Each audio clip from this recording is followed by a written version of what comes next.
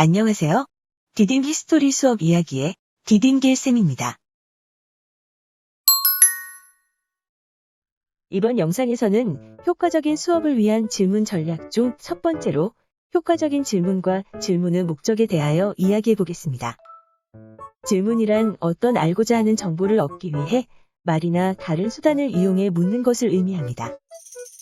말을 이용해 질문을 할 줄 아는 능력은 인간을 다른 하위 영장류와 구분해주는 고차원적인 인식이라고 할 수 있는데요.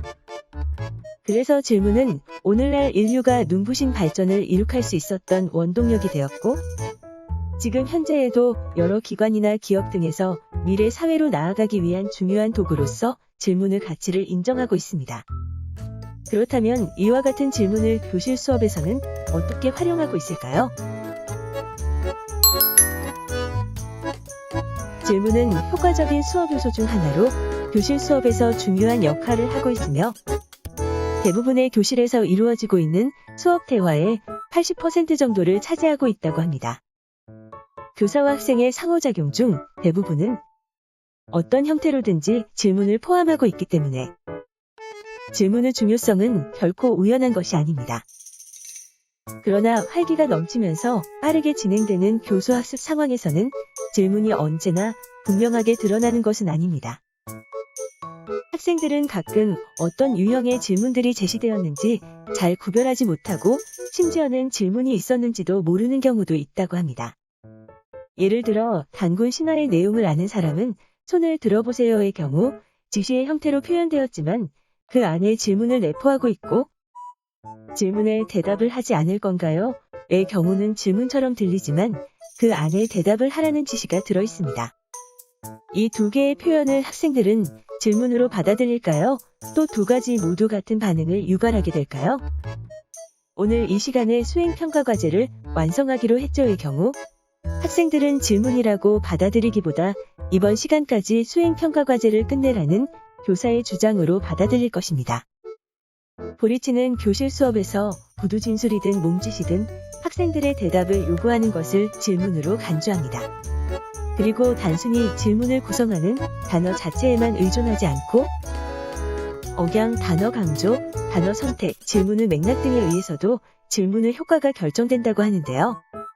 만일 질문이 학생들로 하여금 학습 과정에 적극 참여하도록 만들어준다면 그것은 효과적 질문이라고 볼 수 있습니다. 그래서 학생이 학습 과정에 적극 참여하도록 질문하는 다양한 방법을 탐구해 볼 필요가 있습니다. 그럼 교실 수업에서 질문을 하는 목적은 무엇일까요?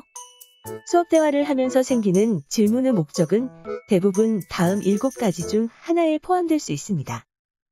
첫째, 흥미 유발과 주의 집중을 위해서. 둘째, 진단과 점검을 하기 위해서. 셋째, 구체적인 사실이나 정보를 회상시키기 위해서. 넷째, 관리를 위한 경우. 다섯째, 고차적 수준의 사고 과정을 격려하기 위해서.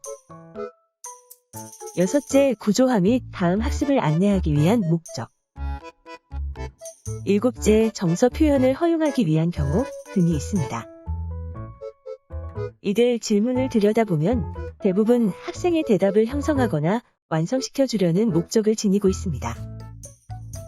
그래서 잘 제시된 질문은 대답의 기본 틀을 제공하는 선행 조직자로서의 기능을 하고 있으며 교실 수업을 할 때 질문을 잘 만들어 적절하게 제시하는 것이 매우 중요한 것을 알 수 있습니다.